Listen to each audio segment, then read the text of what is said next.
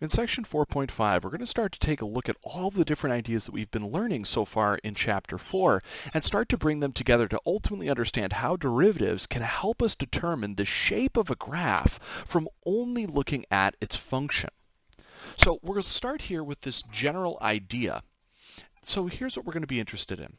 Down below I have a picture of some function, and I'm going to try to identify the intervals on which this function is going to be increasing, decreasing, and where it would ultimately be constant. Now we can again just work with an intuitive understanding of what we mean by these terms. So when we think about something increasing, we think about it going up. And so we can go ahead and start to read our graph from left to right and notice all of the times when it will be going up. It looks like here at the beginning my graph is going up, but then I hit some point where my graph starts to go down. I then see that maybe from over here, starting at 4, my graph also begins to go up. And everywhere else, it doesn't seem to be going up. It's either going down or staying the same. Of course, if our graph is going down, we would consider that as the graph decreasing. So we would have a red portion over here. And if my graph is ever staying at the same height, we would consider that a graph being constant. So you can see here the way that I've separated out these three different labels onto our picture. So if I wanted to ask what are the intervals where the function is increasing or decreasing, I could see that the function here is going to be increasing on the intervals from -1 over to +1. And you'll notice here that I'm going to use parentheses. I won't include these endpoints. But I can also see that this function's increasing on the interval from 4 over to 5.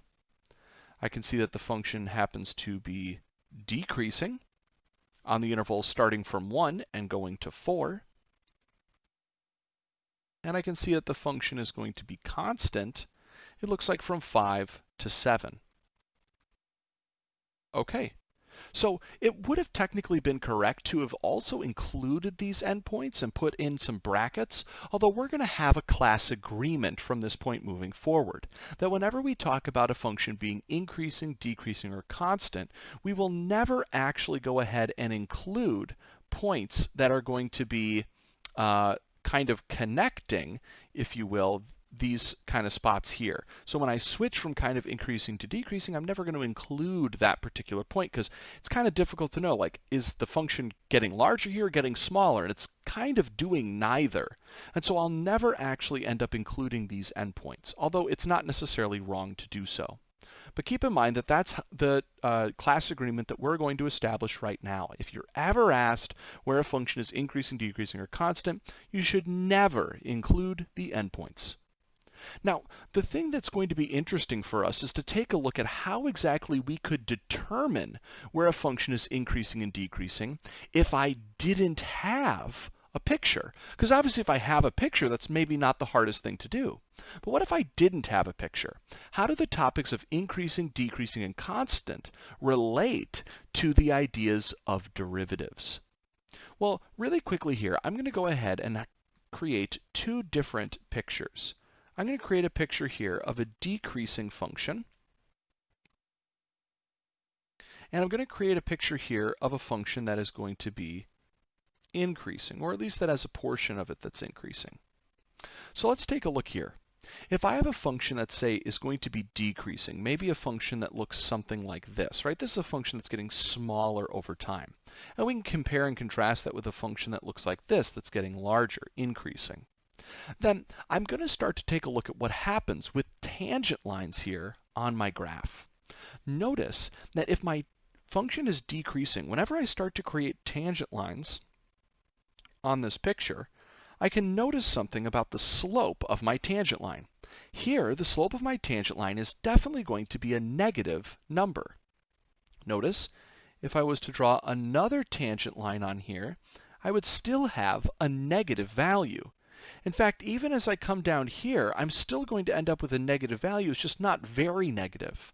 And so it's interesting here to note that when a graph is decreasing, this corresponds to ultimately having negative slopes for our tangent lines. Now contrast this with what happens on an increasing function. where if I was to start to draw tangent lines on here, I would see that I get tangent lines that have positive slopes, right? No matter kind of where I draw on here, I'm going to get tangent lines with a positive slope. Some more positive than others, some getting really close to zero, but here I can see that increasing kind of corresponds with having positive slopes.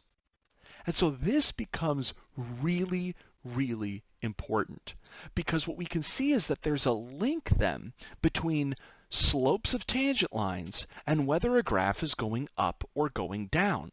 And we know that we can compute slopes of tangent lines by looking at derivatives. So let's take a look here at the following theorem. It's a really, really powerful theorem that we're going to have here. Let's see what it says. Let f be a function that's continuous on an interval from a to b and differentiable on the open interval from a to b. If it's the case that our first derivative is positive, meaning we have positive slopes for our tangent lines, if that's true for every single value inside of an interval, then the function is increasing on that interval of space. However, if my function, my derivative spits out negative values, meaning negative slopes for tangent lines, and it does that for every value in an interval, then my function should be decreasing on that interval. Now, what's really interesting here is that you can actually prove this theorem using the ideas of the mean value theorem. And this is why we said in the last section that the mean value theorem was going to be so important to help generate future ideas. And here's the first one. Now, we're not going to go through a proof of this idea, but if you are interested in proving it, you can take a look at the proof that's provided in the lecture notes. And of course, if you have any questions about it, I'd be happy to talk about it with you. But hopefully you can at least start to see here this general idea that tangent line slopes are linked automatically to the idea that a graph is going down or going up, and that we can use that to our advantage to figure out then where a function is increasing or decreasing without ever seeing the picture.